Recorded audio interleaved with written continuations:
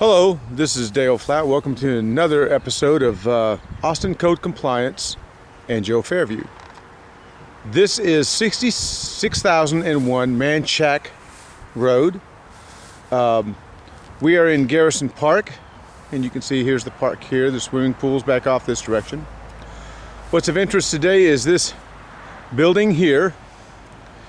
It appears to be a home, and I don't know if it's original to the property before the city purchased it, or if the city brought this thing in, but its current use is a Parks and Recreation Department South Austin Hub Center.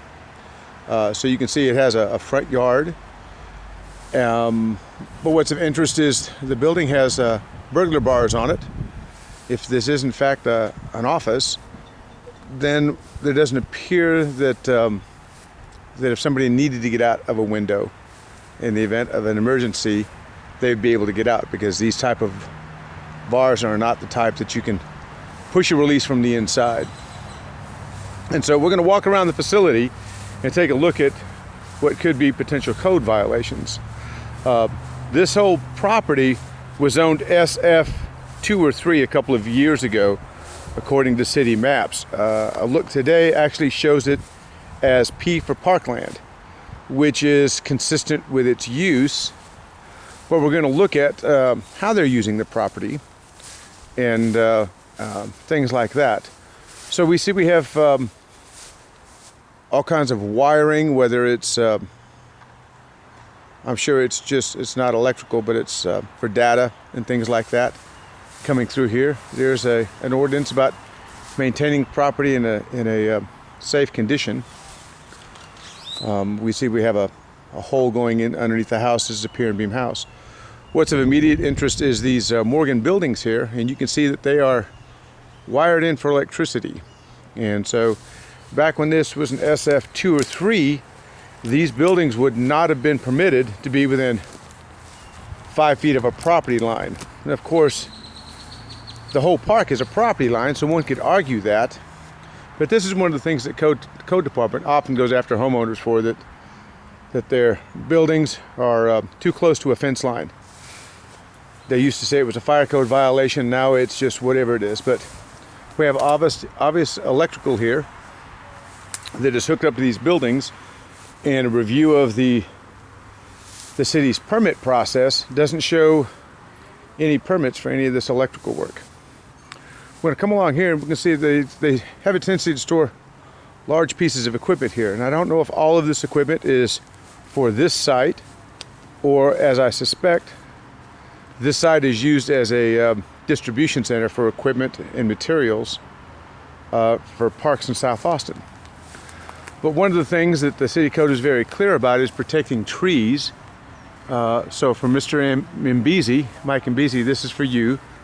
We've got trees here, and then we're parking big heavy equipment within the critical root zone of trees. We've got a shed here. We had a couple guys that are having lunch, and we've got a large structure here that is bigger than 200 square feet. This requires a permit. We'll have to see if there's one for that.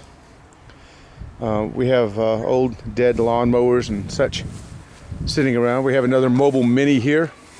Whoop, I'm actually too close.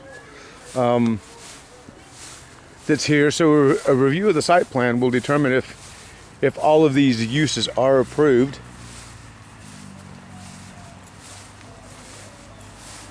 And again, we have tanks that have liquids that get things sprayed on them, but we don't know what's in those tanks. We were walking around earlier today and we saw something that said pesticides on it. So pesticides, fertilizers, and things like that are all possibilities that could be on this site. Again, we had a couple guys having lunch, which is great, but you've got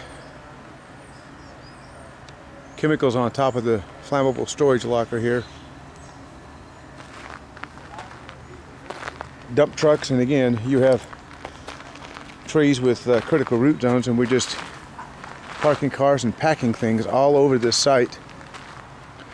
Now, this building here appears, when we did a permit review, they did initially get turned down for this, and then they did get a permit for this building here. I don't know what's in this building, but it is a prefab building put in a contract. So this one has a permit, but none. The mobile mini, the shed barn, and a lot of these other things, as far as I can tell, are not permitted uses. Big ACs going on in here. I don't know exactly what they store in this building or not, but they did get a permit for it. Whether the permit for the electrical is there or not, I don't know.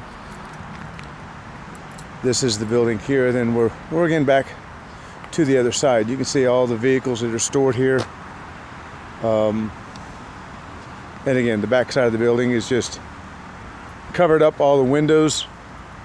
The doors don't appear to have burglar bars on them.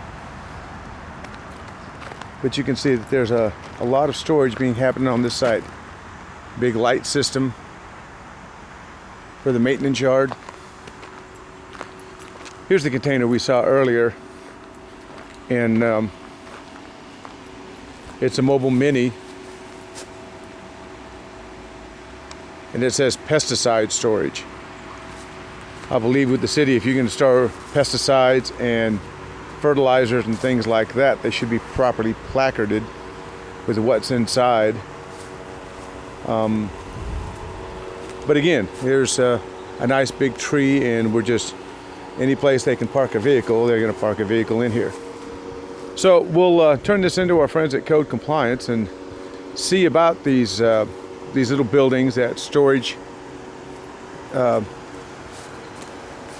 carport, as it were, the place where they have the ice machine hooked up, and all these other uses, and ensure that this property is in fact in compliance. All right, that's this one. On to the next one.